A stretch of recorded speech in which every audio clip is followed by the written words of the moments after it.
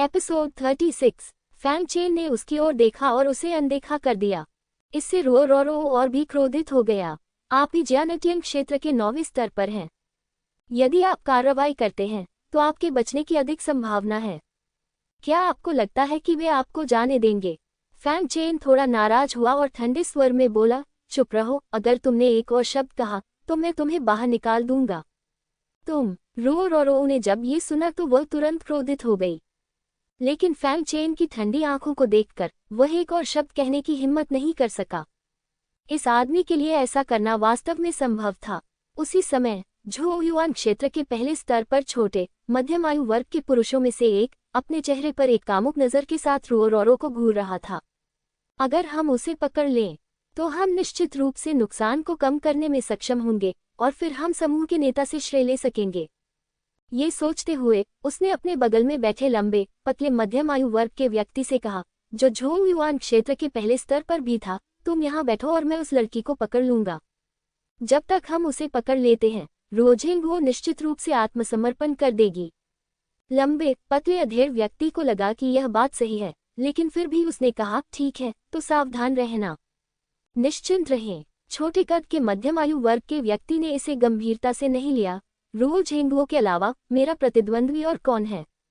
जैसे ही उसने ये कहा उसकी आकृति चमक उठी और एक चूहे में बदल गई तथा युद्ध के मैदान में भागती हुई चली गई। उसकी चाल ढाल अत्यंत तीव्र है और चूहा छोटा है, इसलिए वह आसानी से भीड़ में घुस सकता है और जल्दी से रोरो के पास पहुंच सकता है। सावधान, अगर झेंगुओ ये दृश्य देख लेगा तो, चिल्लाया। झेंगुओ, अभी विचलित होने का समय नहीं है। को होंगजे ने दुष्टता से मुस्कुराया और जब झेंगुओ का ध्यान भंग हुआ तो उसने एक छड़ी से वार किया। इसे 3 फीट दूर फेंक दो। झेंगुओ के मुंह से खून निकला, गंभीर रूप से घायल, लेकिन वह अपने शरीर पर लगी चोटों की परवाह नहीं कर सका और चिंतित भाव से रोरो को देखने लगा। तियानलो भाड़े के समूह के लोगों ने छोटे मध्यम आयु वर्ग के चूहे को मारने की पूरी कोशिश की, लेकिन वे जियानटियन क्षेत्र में थे, इसलिए उन्हें एक के बाद एक उड़ा दिया गया। जल्द ही वह छोटा मध्यम आयु वर्ग का आदमी रोरो से केवल 3 फीट की दूरी पर था। हाँ, छोटी बच्ची, बस यही रहो और मैं तुम्हारी अच्छी देखभाल करूंगा। चूहे के चेहरे पर एक कामुक मुस्कान उभर आई, जिससे वह और भी अधिक कामुक लगने लगा। रोरो ने जब ये दृश्य देखा तो उसका चेहरा निराशा से भर गया। वह अधिग्रहित अवस्था में थी और उसमें प्रतिरोध करने की क्षमता भी नहीं थी। ये बर्फ है। लेकिन जब वह हताश थी तो अचानक फैंग चेन के मुंह से एक आवाज आई। अगले ही पल रोरो ने एक आकृति को अपनी ओर से गुजरते हुए देखा। फैंग चेन ने दानव भक्षी तलवार पकड़ी हुई है। छोटे कद के मध्यम आयु वर्ग के आदमी की ओर दौड़ रहा है। छोटे कद का मध्यम आयु वर्ग का व्यक्ति पहले तो दंग रह गया, लेकिन जब उसने देखा कि फैंग चेन केवल जियानटियन क्षेत्र के 9वें स्तर पर था तो वह तुरंत तिरस्कारपूर्वक मुस्कुराया। ये छोटा सा जियानटियन क्षेत्र का भिक्षु इस चाचा को रोकने की हिम्मत करता है। वह वास्तव में मौत की तलाश में है। उसके चूहे के पंजे तेज चाकू में बदल गए। फैंग चेन की ओर गोली चलाओ, चींटी, भाड़ में जाओ, वह व्यंग्यात्मक लहजे में बोला। लेकिन जब वह हमला करने ही वाला था उसने फैंग चेन की आंखों में लाल रंग की चमक देखी और अगले ही पल उसे अपने सिर में झुंझुनी जैसा दर्द महसूस हुआ। आह! उसने दुश्मन को कम आंका और उसके पास कोई बचाव नहीं था। एक पल में उसकी आध्यात्मिक शक्ति अस्त व्यस्त हो गई और उसके शरीर का आकार अपने मूल स्वरूप में लौट आया। फैंग चेन ने स्वाभाविक रूप से इस अवसर को नहीं गंवाया और अपनी पूरी ताकत से उस पर हमला कर दिया। लेकिन वह छोटा मध्यम आयु वाला व्यक्ति झो युआन क्षेत्र में था, इसलिए चुभन की अनुभूति केवल क्षण भर तक ही रही और जल्द ही शांत हो गई। फैंग चेन के हमले का सामना करते हुए वह बिल्कुल भी नहीं घबराया। उसने ठंडी आवाज में कहा, तो क्या हुआ अगर तुम्हारे पास कुछ छोटी मोटी तरकीबें हैं? झो युआनजिन की नज़र में तुम चींटी के बराबर हो। उसने चाकू उठाया। अप्रत्याशित रूप से आखिरी चाल पहले आई और फैंग चेन की तलवार टकरा गई। टकराना, फैंग चेन का जोरदार हमला, इसे प्रतिद्वंद्वी ने आसानी से रोक दिया। हाँ, तुम मुझे मारना चाहते हो। लेकिन जैसे ही वह थोड़ा गर्व महसूस करने वाला था फैंग चेन के चारों ओर राक्षसी ऊर्जा फिर से भड़क उठी। ड्रैगन और हाथी की शक्ति के साथ वह अपनी ताकत वापस लिए बिना फिर से काटने में सक्षम था। ये वास्तव में उसका purple light demon blade slash है। ये वास्तव में पिछले स्लैश से कई गुना अधिक शक्तिशाली था। उसने अभी अपनी पूरी ताकत का उपयोग नहीं किया, बल्कि दूसरे पक्ष को गलती से यह सोचने पर मजबूर कर दिया कि यह उसकी पूरी ताकत है, जिसके कारण वह फिर से पनगु और लापरवाह हो गया। और यही उसकी असली हत्यारी चाल है। ये संभव है। छोटे कद के मध्यम आयु वाले व्यक्ति की आंखें बड़ी हो गईं और उसके चेहरे पर अविश्वास के भाव उभर आए। वह अपनी पूरी ताकत से विरोध करना चाहता है, लेकिन मुझे पता चला कि बहुत देर हो चुकी है। टकराना। चाकू को फेंग चेन ने तुरंत काट दिया। तलवार, उसे आधे में काट दो। झोउ युआन क्षेत्र के एक महान गुरु, उनकी मृत्यु इस तरह हुई। ये चौप, पूरी जगह तुरंत सन्नाटा छा गया। हर कोई अविश्वास में फेंग चेन को देख रहा था। मुझे विश्वास नहीं हो रहा है कि वह केवल जियानेटियन दायरे के 9वें स्तर पर है। उसने वास्तव में एक झोउ युआन दायरे के व्यक्ति को इतनी आसानी से मार डाला। रो रोरो की बड़ी बड़ी आंखें चौड़ी हो गईं, उसका चेहरा अविश्वास से भर गया। वह हमेशा से ही फेंग चेन के प्रति शत्रुता से भरी रही थी, ये सोचकर कि वह सिर्फ एक काया है जो सुरक्षा मांगने के लिए काफिले में आया था। लेकिन अब फेंग चेन ने न केवल खुद को बचाया, बल्कि अद्वितीय शक्ति भी दिखाई। अगर मैंने अपने पिता को जबरदस्ती रोका होता तो शायद अब तक मैं मर चुका होता। चौथा, कुओ हुंगजे की आंखें लाल थीं, गुस्से से दहाड़ते हुए। उसने फेंग चेन को घूरते हुए दहाड़ते हुए कहा, जो कोई भी मेरे भाड़े के सैनिकों को मारने की हिम्मत करता है, तुम मर जाओगे। फेंग चेन ने उसे ठंडी निगाह से देखा और अगले ही पल वह दूसरों की ओर देखने लगा। हालांकि ये सभी लोग जियानेटियन के 8वें या 9वें स्तर पर हैं, फिर भी वे साधारण जियानेटियन स्तर पर फेंग चेन के प्रतिद्वंद्वी कैसे हो सकते हैं। पलक झपकते ही उसने कई लोगों को मौके पर ही मार गिराया। उसके निर्णायक और निर्मम हमलों ने वहां मौजूद कई लोगों को हैरत में डाल दिया और टीम का मनोबल बढ़ा दिया। लाओ सान, उसे रोको। कुओ हुंजे को उम्मीद नहीं थी कि फेंग चेन इतना मजबूत होगा, इसलिए उसने जल्दी से उस लंबे मध्यम आयु वर्ग के व्यक्ति को चिल्लाया। हाँ, तीसरे बच्चे ने प्रतिक्रिया की। उसके हाथ की रोशनी घूम गई और एक बड़ा हथौड़ा प्रकट हुआ। फेंग चेन की ओर दौड़े। तुमने चौथे भाई को मारने की हिम्मत की, मर जाओ। वह दहाड़ा और खुद को फेंग चेन पर फेंक दिया। ये देखकर फेंग चेन ने प्रतिरोध करने के लिए अपनी तलवार उठाई। ये देखकर तीसरा बच्चा बहुत उत्साहित हुआ। मेरी मुख्य साधना पद्धति स्वर्गीय शक्ति दिव्य कला है। मेरा भौतिक शरीर अस्थि निर्माण के तीसरे स्तर पर पहुंच गया है।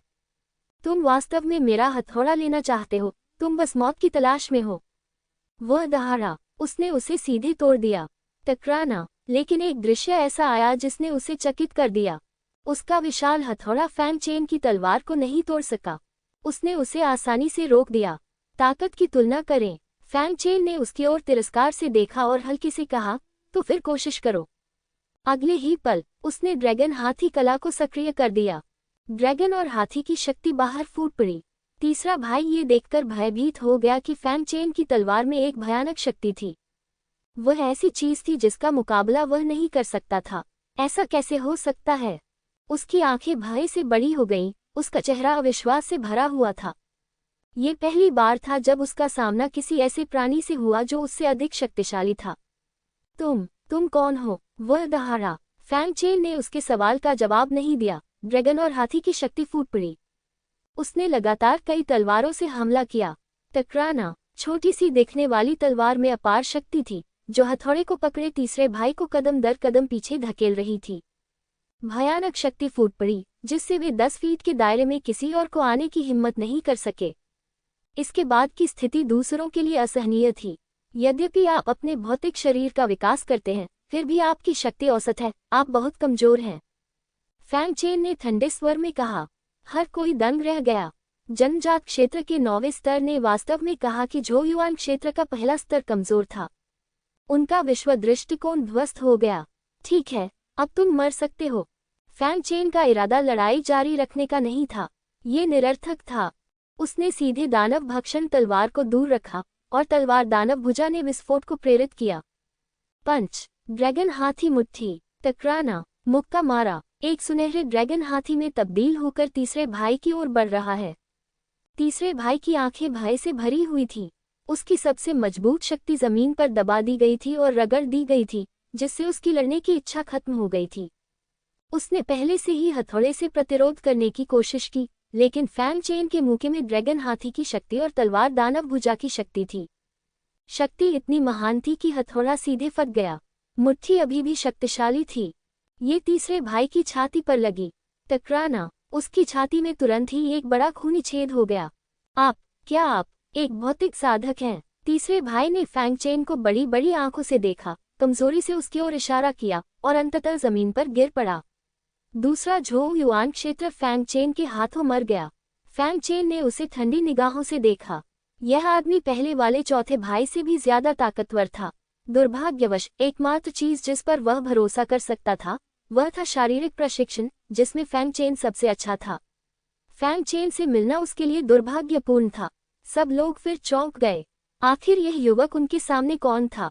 अच्छा, बहुत मजबूत। रुओ रोरो अब पहले की तरह अलग थलग नहीं थी और अब वह एक छोटी प्रशंसक लड़की की तरह प्रशंसा के साथ फैंग चेन को देख रही थी। अभी अभी वह फैंग चेन के लड़ाकू रूप से बहुत आकर्षित हुई थी।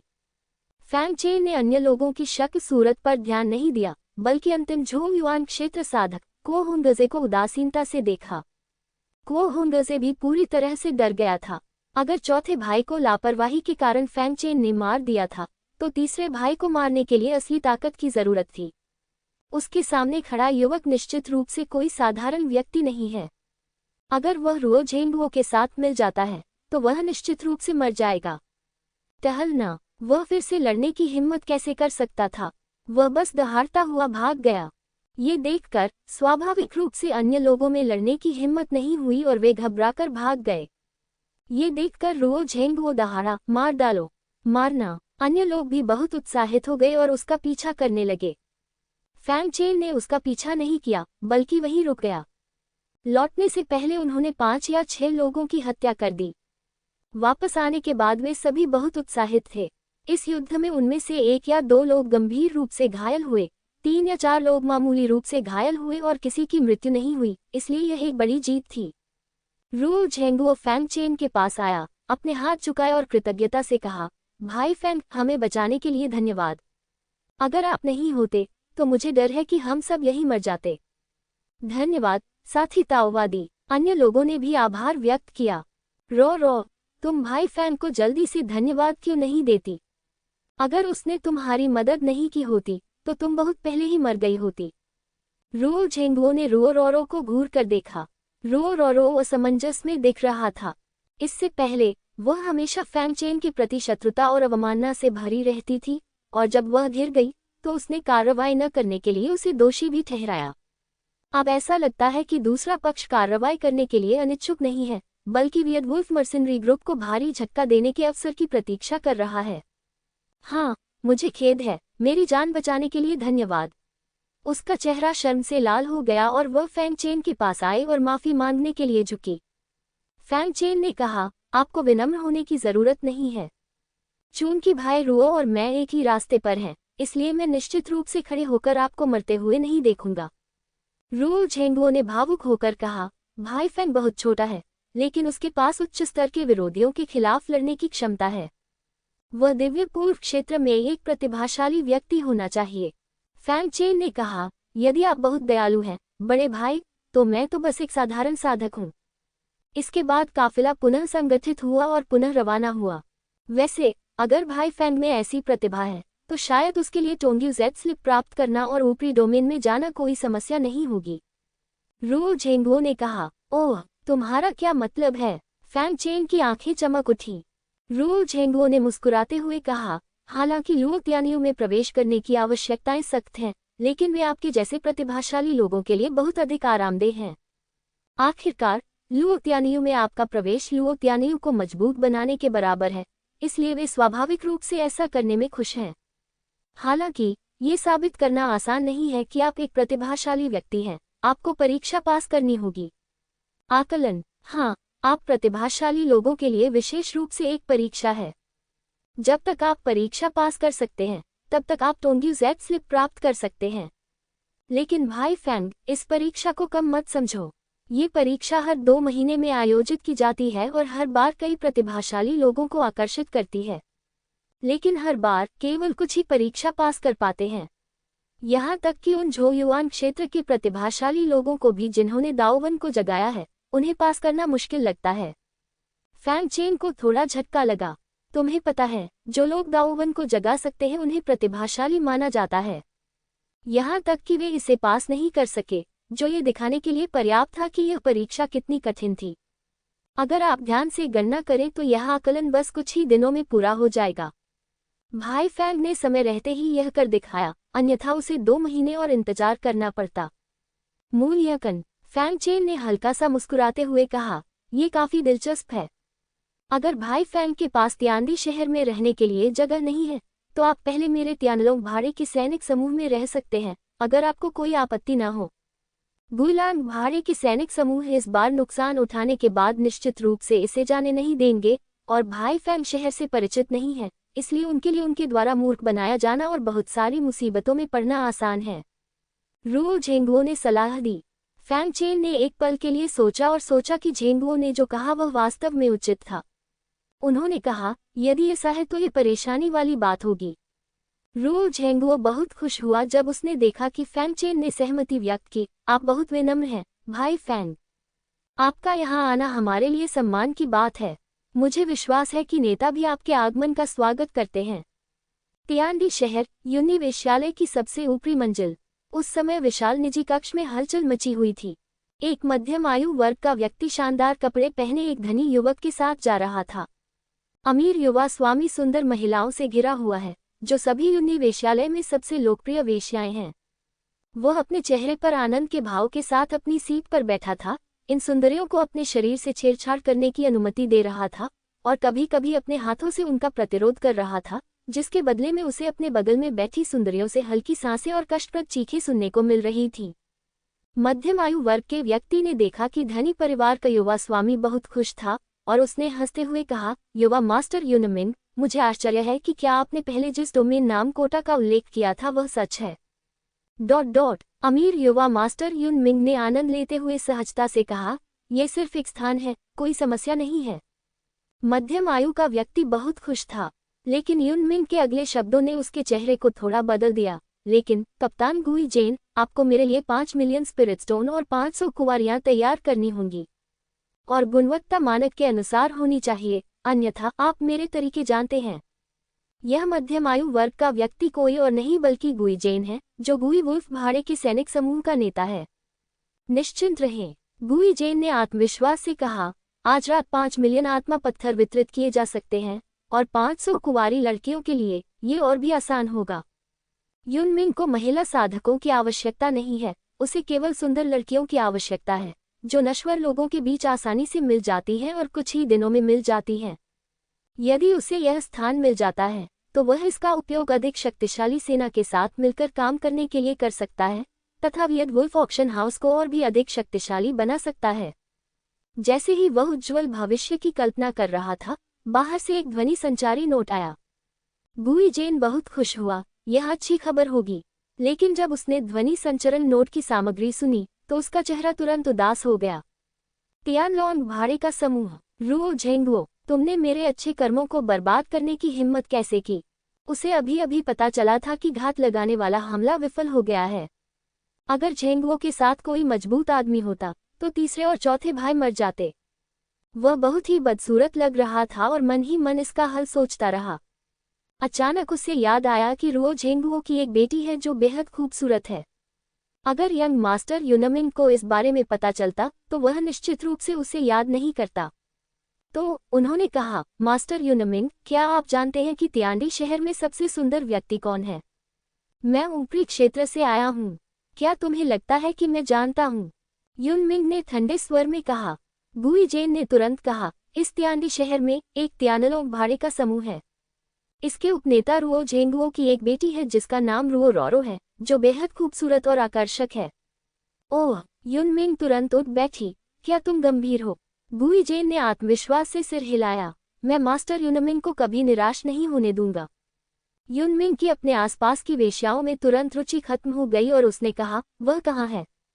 मुझे वहां ले चलो। गुई जेन ने जब ये देखा तो वह बहुत खुश हुआ और बोला, मास्टर यूनमिंग, चिंता मत करो। तियानलोंग भाड़े का समूह और मेरा गुइलांग भाड़े का समूह प्राणघातक दुश्मन है। अगर आप जल्दबाजी में वहां गए तो ये खतरनाक हो सकता है।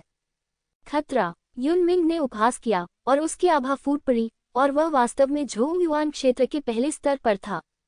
उसी समय उसके पीछे दाव पात्र प्रकट हुए। वास्तव में 4 दाव पात्र थे।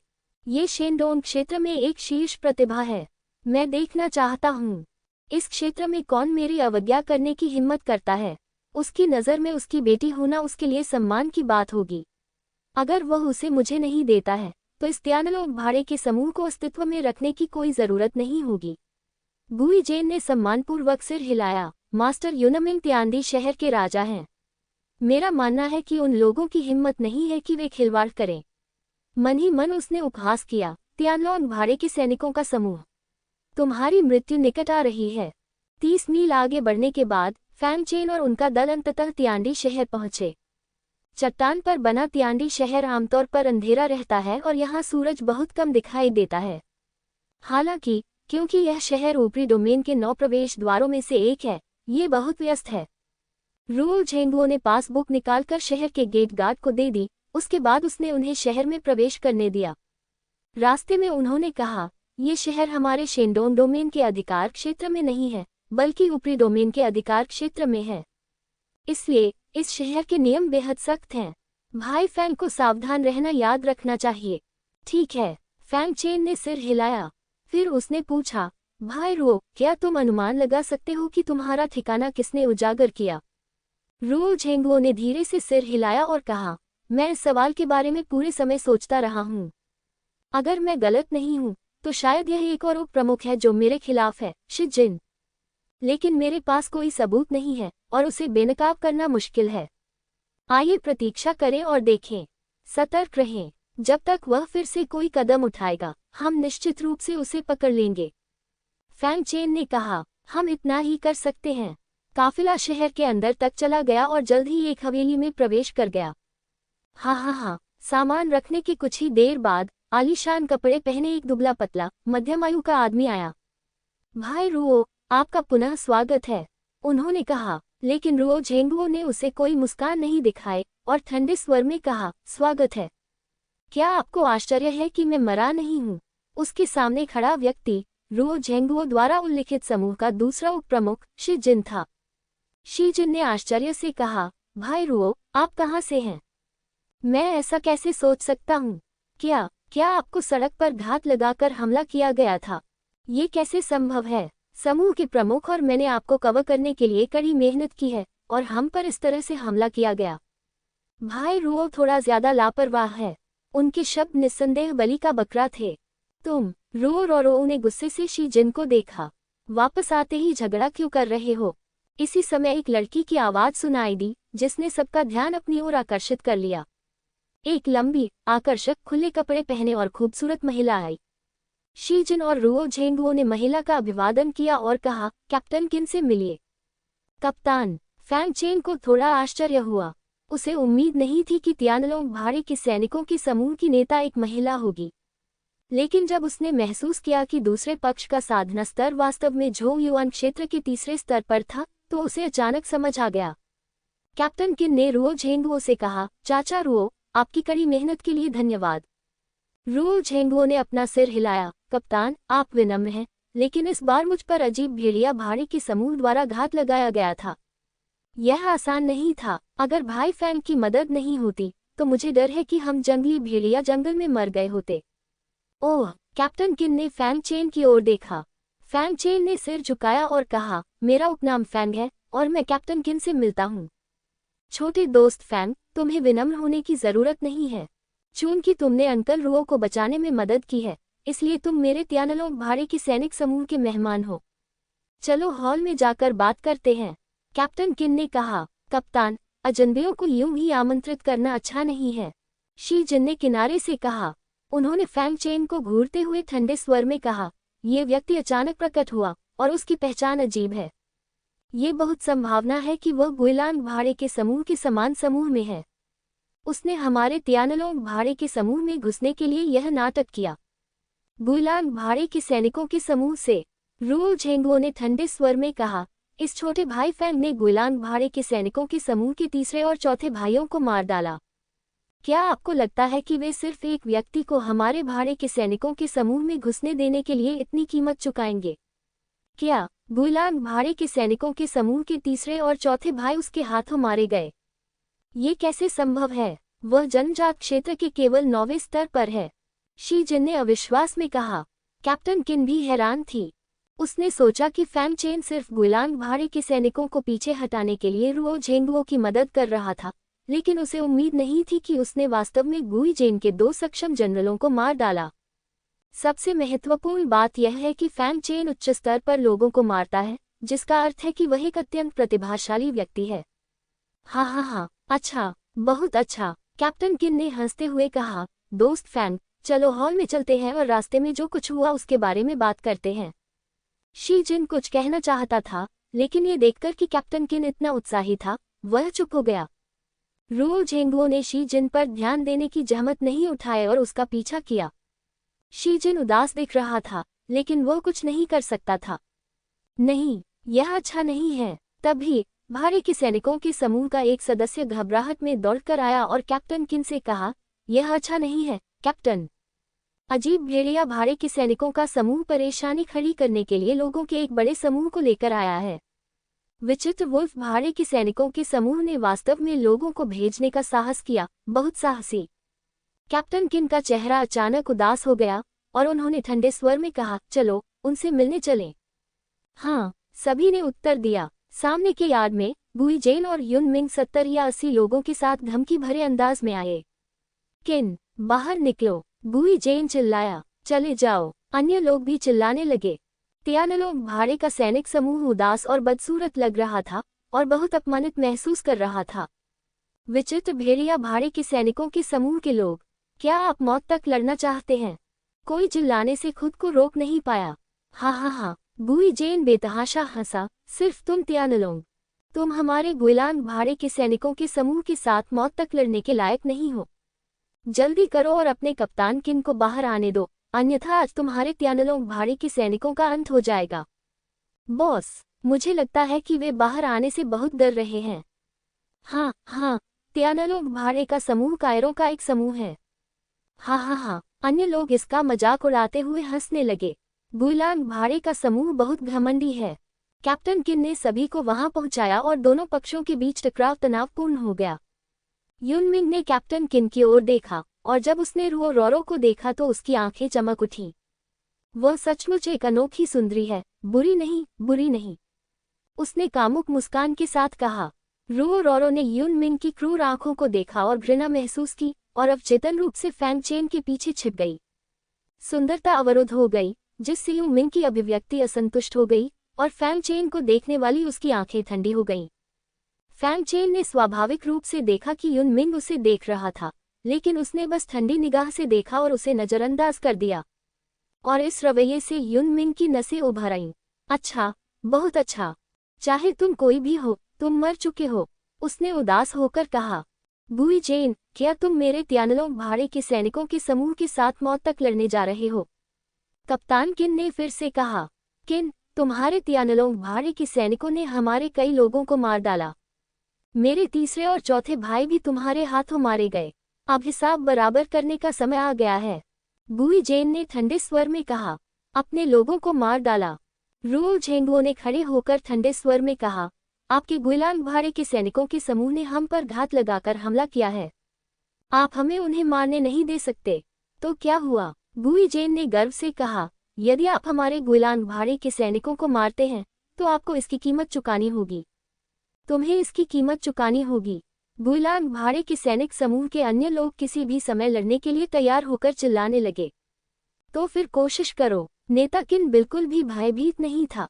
इसे अजमाएं। तियानलोंग भाड़े के सैनिक समूह के अन्य लोग भी चिल्लाए। दोनों पक्ष लड़ाई के कगार पर थे और इस बात के संकेत थे कि यदि वे असहमत हुए तो वे युद्ध पर उतर आएंगे।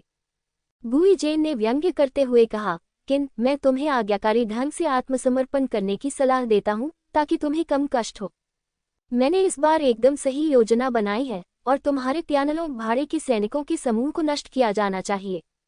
तो फिर मैं देखना चाहता हूं कि तुम मेरे तियानलोंग भाड़े के सैनिकों के समूह को कैसे नष्ट करते हो। कैप्टन किन को डर नहीं लगा। गुई ले ने व्यंग्यात्मक लहजे में अपने बगल में खड़े युन मिंग का अभिवादन किया और कहा, क्या आप जानते हैं कि यह कौन है?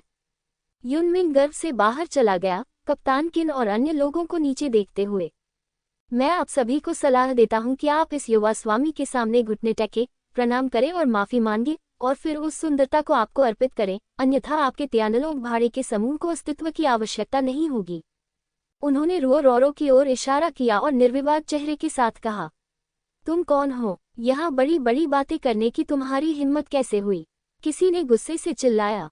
तुम्हारी हिम्मत कैसे हुई? यह ऊपरी डोमेन से एक युवा मास्टर है। ऊपरी डोमेन के लोगों का अपमान करने की तुम्हारी हिम्मत कैसे हुई? तुम मारे जाने के लायक हो। बुई जेंग गुस्से से चिल्लाया। ऊपरी क्षेत्र के लोग। जैसे ही ये शब्द निकले, त्यानलोक भाड़े के समूह के लोगों के चेहरे एकदम बदल गए। 7.32% तिंडी शहर में ऊपरी क्षेत्र के लोग महान और अप्रतिरोध्य हैं। जो कोई भी उन्हें भड़काने की हिम्मत करता है, वह मौत को आमंत्रित कर रहा है। कैप्टन किन और अन्य लोगों के चेहरे अचानक बदल गए और वे गंभीर हो गए। यदि वे सचमुच उच्च वर्ग से हैं, तो वे मुसीबत में हैं। लेकिन तियांडी शहर में जो कोई भी ऊपरी डोमेन से होने का दिखावा करने की हिम्मत करता है, वह मौत को आमंत्रित कर रहा है। आपको पता होना चाहिए कि यह स्थान ऊपरी डोमेन के लोगों द्वारा नियंत्रित है, और यह पहचानना आसान है कि कौन असली है और कौन नकली है। ये व्यक्ति इतना घमंडी और दबंग होने का साहस करता है, और उसकी पहचान 90% सच्ची है। रोरो का चेहरा पीला पड़ गया था, और इस व्यक्ति की बेईमान आंखों ने उसे घृणा का एहसास कराया। लेकिन अगर यह व्यक्ति वास्तव में ऊपरी क्षेत्र से है, तो कप्तान और उसके पिता के लिए उसकी रक्षा करना मुश्किल होगा। एक पल में त्यानलोक भाड़े के समूह की गति बहुत कम हो गई, और हर कोई कायरता महसूस करने लगा। उच्च वर्ग के लोगों को उकसाया नहीं जा सकता, ये बात उनके दिलों में लगभग अंकित है। ये देखकर कि कैप्टन किन और अन्य लोग डरे हुए थे, युन मिंग को और भी अधिक गर्व हुआ। अब मैं तुम्हें एक मौका देता हूँ। घुटने टेको और प्रणाम करो, शायद मैं तुम्हारी जान बख्श सकूं। उसने फिर आदेश दिया। प्लॉप। अगले ही पल कोई सचमुच घुटनों के बल बैठ गया। सबने उनकी ओर देखा तो पता चला कि यह उपनेता शी जिन और उनके साथी थे। मेरे प्रभु, मैं आपके सामने नतमस्तक हूँ। कृपया मुझे माफ कर दीजिए। मेरी जान बख्श दीजिए। ये सही है, इस बार मैं ही था जिसने नेता गुई को संदेश दिया था। मैं आपका आदमी हूँ, शी जिन ने विनती की। ये तुम हो, शी जिन। रुओ झेंगुओ क्रोधित था। ये शी जिन ही था जिसने ये जानकारी लीक की थी कि उन पर घात लगाकर हमला किया गया था। चाचा शे, आप। नेता किन को इस बात पर भरोसा नहीं था। हालांकि शी जिन वाकई दुष्ट था, लेकिन उसे हमेशा लगता था कि वह त्यानलोक भाड़े के सैनिक समूह के लिए समर्पित था। उसे उम्मीद नहीं थी कि वह ऐसा व्यक्ति होगा। शी जिन ने व्यंग्य किया, तुम्हारे पिता की मृत्यु तो पहले ही हो गई थी। ये पद मेरा होना चाहिए था, लेकिन अंत में ये पद तुमने ले लिया, कुतिया। त्यानलोक भाड़े के सैनिकों के समूह की स्थापना मूल रूप से किन के पिता ने की थी। आपकी बारी कभी नहीं आई। किन ने आपको उपनेता बनने के लिए कहा था। आपको आभारी होना चाहिए। रुओ झेंगुओ दहाड़ उठा। Deputy captain. शी जिन ने व्यंग्य किया, ये डिप्टी कैप्टन यूनमिंग का कुत्ता बनकर ही अच्छा रहेगा। हाँ। यूनमिंग जोर से हंसा, और भी अधिक गर्व से, अच्छा कुत्ता, इस मामले में मैं तुम्हारी जान बख्श दूंगा। उसने फिर से दूसरों की ओर देखा। क्या तुम अब भी मुझ जैसे उच्च वर्ग के व्यक्ति का विरोध करना चाहते हो? बस घुटने टेक दो और मैं तुम्हारी जान बख्श दूंगा। अंत में उसने अपनी नज़र रोरो पर डाली। तुम्हारी बात यह है कि तुम मेरी आज्ञाकारी पत्नी बनो। ये तुम्हारे लिए बहुत सम्मान की बात है कि तुम एक निम्न वर्ग की महिला हो और मेरा अनुग्रह प्राप्त करो। रुओ ने साहस जुटाकर चिल्लाया, मैं नहीं करूंगा।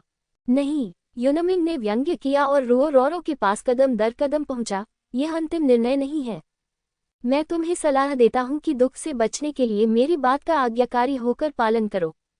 अन्यथा हे वह रोरो की ओर चला गया, लेकिन किसी ने उसे रोकने की हिम्मत नहीं की। यह कोई ऐसा व्यक्ति नहीं था जिसे वे अपमानित कर सकें। हालांकि एक व्यक्ति ऐसा था जो शुरू से अंत तक आगे नहीं बढ़ा, और वह था फैंग चेन। भले ही यूनमिंग फैंग चेन के सामने चला गया, वह उदासीन रहा। यूनमिंग का चेहरा तुरंत ठंडा हो गया। क्या तुम नीच आदमी, क्या तुम हीरो बनना चाहते हो और सुंदरता को बचाना चाहते हो?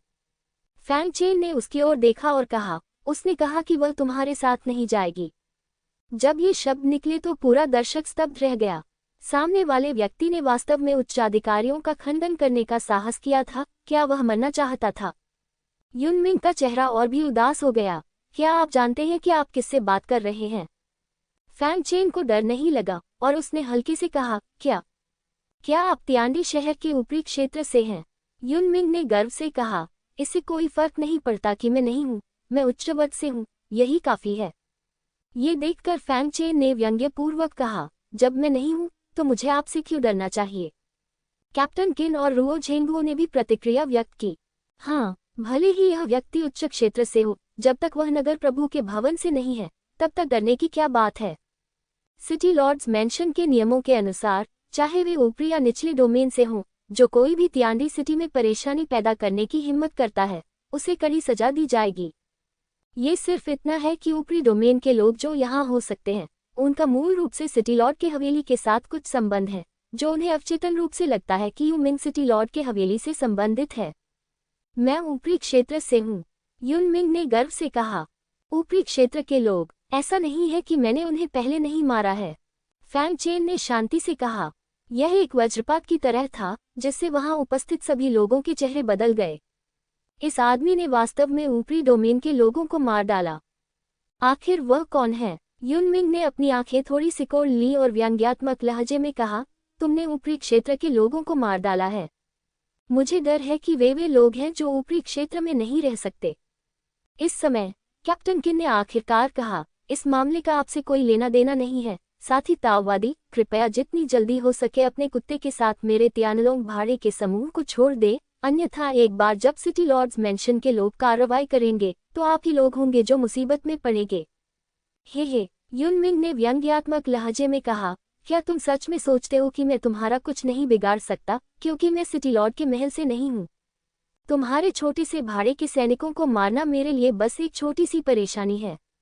कैप्टन किन और अन्य लोगों के चेहरे फिर से थोड़े बदल गए। युनमिंग की बातें सच थीं। ऊपरी डोमेन के लोगों के लिए उन्हें मारना वाकई आसान था, लेकिन मैं आलसी हूँ और यह भाड़े के सैनिकों का समूह मेरी मदद के लायक नहीं है। बेहतर होगा कि तुम खुद ही अलग हो जाओ और फिर उस छोटी सी सुंदरता को मेरे पास ले आओ, अन्यथा हे, उसने व्यंग्य किया। कैप्टन किन और अन्य लोगों के चेहरे फिर से उतर गए। हाँ, यदि वर्तमान समस्या हल हो भी जाए तो भविष्य का क्या होगा?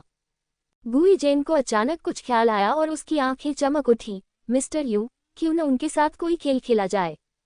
ओह, कौन सा खेल? युनमिंग ने उत्सुकता से पूछा। क्या कुछ दिनों में टोंग्यू जेड स्लिप का मूल्यांकन नहीं होगा?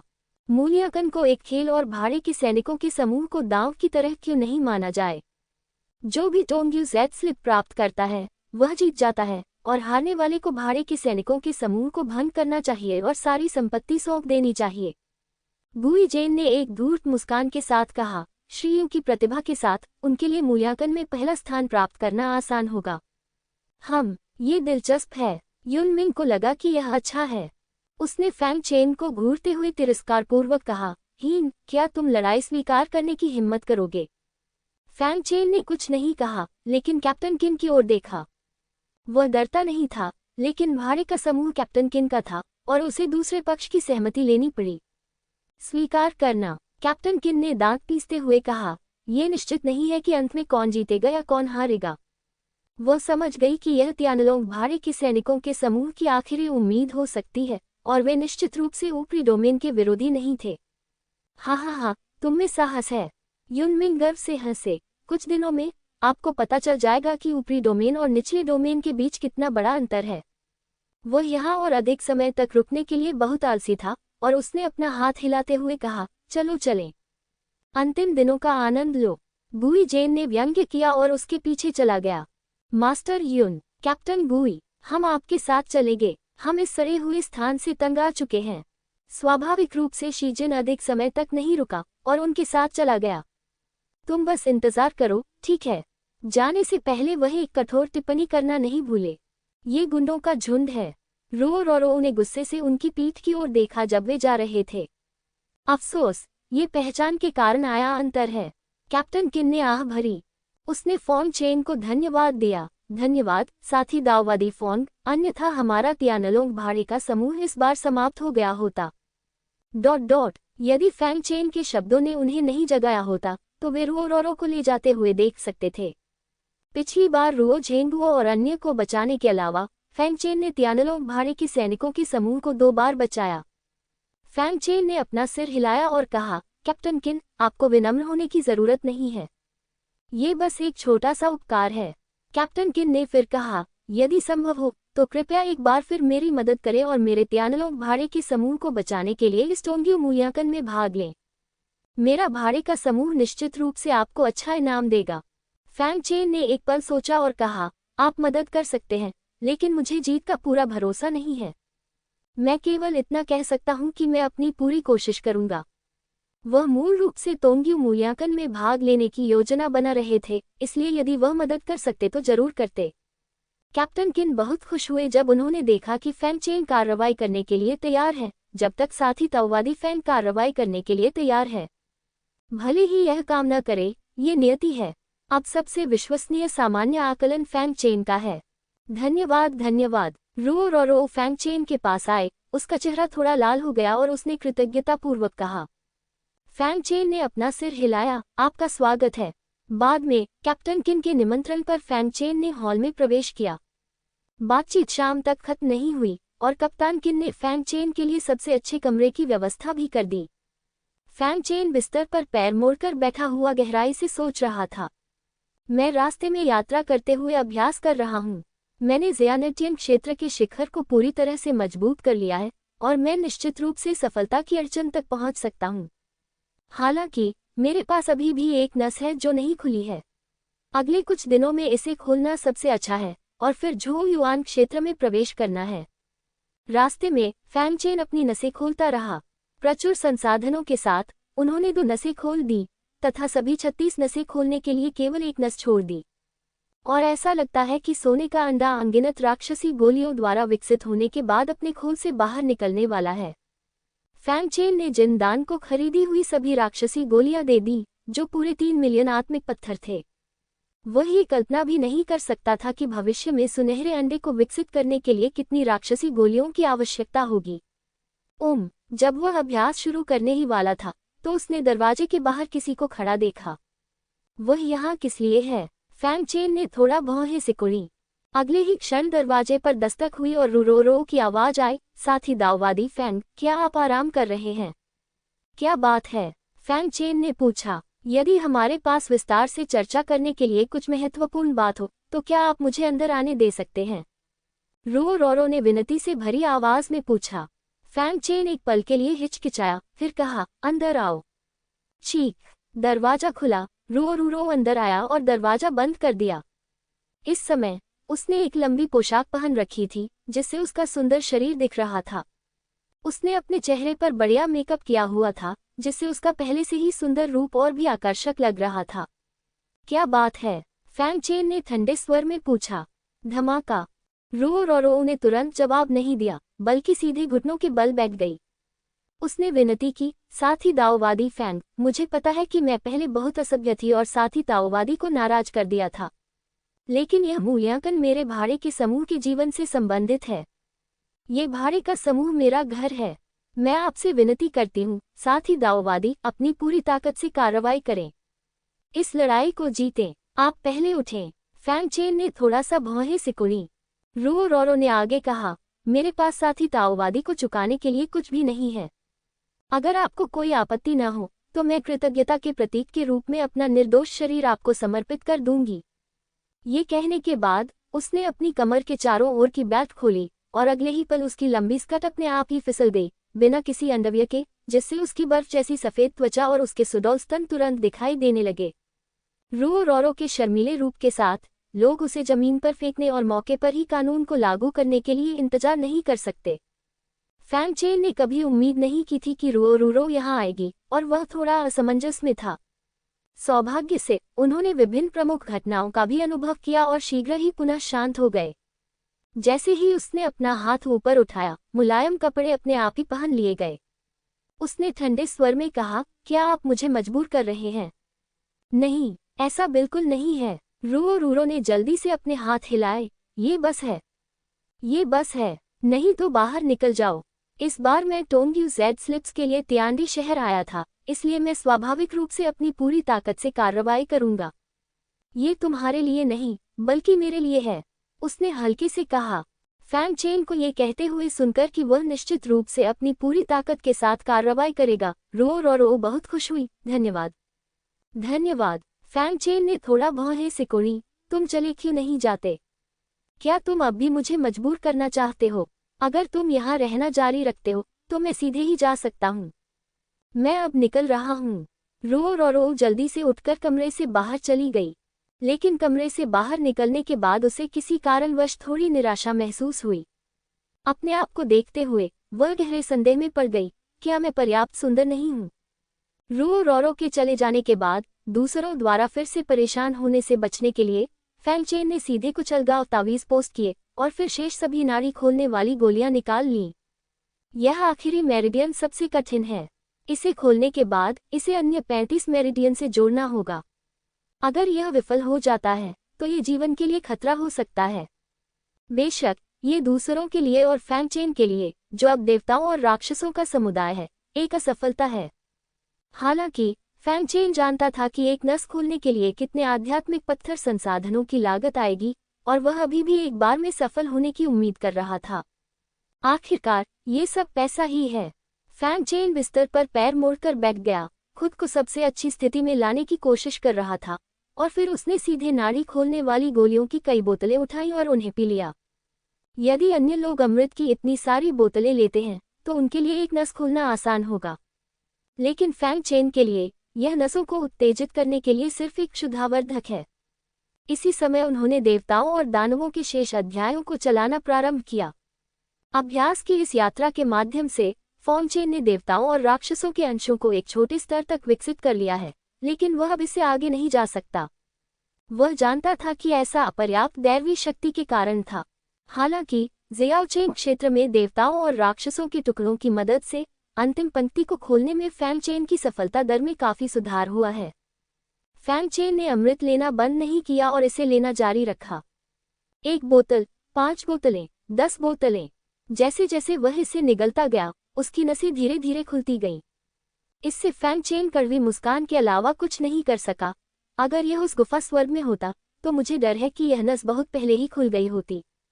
लेकिन वह समझते हैं कि ऐसे अवसर दुर्लभ हैं और वह उन्हें खोलते ही रह सकते हैं।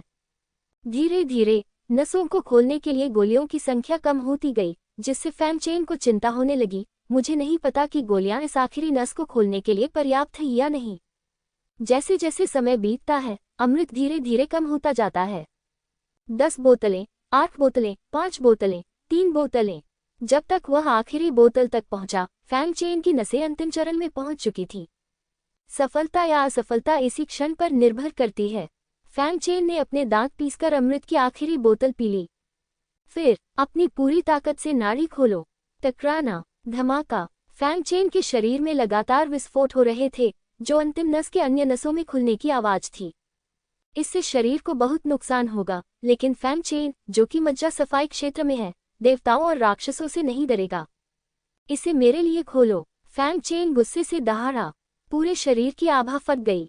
दैवीय शक्ति, राक्षसी ऊर्जा, पूरा घर तुरंत विस्फोटों से भर गया। उसी समय फैंग चेन का पूरा शरीर रोशनी से चमक उठा। एक एक करके कनेक्शन जुड़ गए, ब्रह्मांड में सितारों की तरह चमकते हुए। 36 मध्याह्न रेखाएं पूरी तरह खुली हुई। इस समय फैंग चेन को लगा कि उसकी आध्यात्मिक ऊर्जा बिना किसी बाधा के सुचारू रूप से प्रवाहित हो रही है, और यह एक पल में बड़ी मात्रा में आध्यात्मिक ऊर्जा एकत्र कर सकता है। जानिए, जादुई शक्तियों के संचालन में समय लगता है। युद्ध के दौरान जादुई शक्तियों के चार्ज होने का समय अत्यंत खतरनाक होता है, और आप पर किसी भी समय दुश्मन द्वारा हमला किया जा सकता है। यहाँ तक कि अगर जादुई शक्तियों का टकराव होता है तो ऊर्जा संचय दूसरों की तुलना में धीमा होता है, और चाहे जादुई शक्तियाँ कितनी भी शक्तिशाली क्यों न हो, ये बेकार होगी। साथ ही भविष्य में फैंग चेन की साधना उसी स्तर के भिक्षुओं की तुलना में 3 गुना तेज होगी, जो सभी 36 मध्याह्न रेखाओं को पूरी तरह से खोलने में सक्षम नहीं है। और यह स्थिति बनी रहेगी। जो लोग 36 मध्याह्न रेखाओं को नहीं खोल सकते हैं और सीधे झोयुआन क्षेत्र को तोड़ नहीं सकते हैं, उनके लिए अब से उन्हें फिर से खोलने की लगभग कोई संभावना नहीं है। इतने करीब। हालांकि फैंग चेन के मन में अभी भी डर था। इस बार आखिरी पल्स का खुलना पूरी तरह से एक संयोग था। यदि यह असफल हो गया तो मुझे नहीं पता कि वह कब पुनः पर्याप्त संसाधन जुटा पाएगा। उन्होंने खुद में बदलाव महसूस किया। क्या ऐसा ही महसूस होता है जब 36 मेरिडियन पूरी तरह से खुल जाते हैं? चाहे वह दैवीय शक्ति हो, शैतानी ऊर्जा हो या आध्यात्मिक शक्ति हो, सभी सुचारू रूप से बह रहे हैं और जादुई शक्तियों का उपयोग बिना किसी परेशानी की तुरंत किया जा सकता है। ये बहुत अच्छा है। उनके चेहरे पर उत्साह दिखा। जब से मैंने 30 से अधिक चैनल खोले हैं, तब से मुझे कुछ खास महसूस नहीं हुआ है, लेकिन अब जब मैं उन सभी को खोलता हूं तो मुझे दोगुना महसूस होता है। ऐसी स्थिति में झोयुआन क्षेत्र में प्रवेश करने का ये सबसे अच्छा समय है।